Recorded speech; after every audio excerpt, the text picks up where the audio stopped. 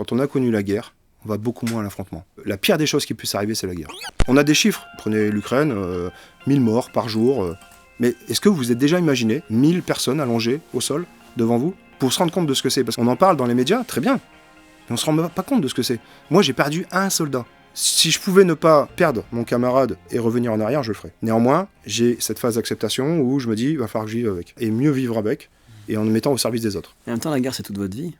Oui, ça a été toute ma vie. Et aujourd'hui, j'ai développé une forme de sagesse.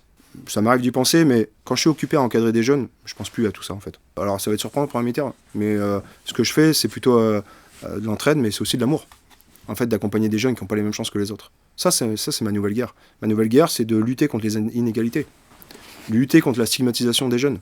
De se dire, tel jeune, il vient de telle communauté. Non. Ça, c'est des bêtises, ça. Moi, ce qui m'intéresse, c'est ça, ma guerre. C'est donner les moyens de permettre à des vétérans comme moi, formés, diplômés, d'encadrer des jeunes que personne aujourd'hui n'accompagne de cette manière-là. Quand il n'y a plus de diplomatie, il n'y a plus que la guerre. Est-ce qu'on va attendre d'être au pied du mur pour se préparer? Moi, je pense qu'ils font bien anticiper. Maintenant qu'il y a un débat là-dessus et que ça va mettre du stress pour tout le monde, ça va me rendre encore des jeunes dans un état de stress énorme, parce que quand je parle avec les jeunes et qu'ils me disent moi je regarde les infos, en fait tout est négatif, le climat c'est négatif, la guerre c'est négatif, ils me disent mais j'ai pas confiance en l'avenir. Il n'y a rien de pire qu'une jeunesse qui n'a pas confiance en l'avenir.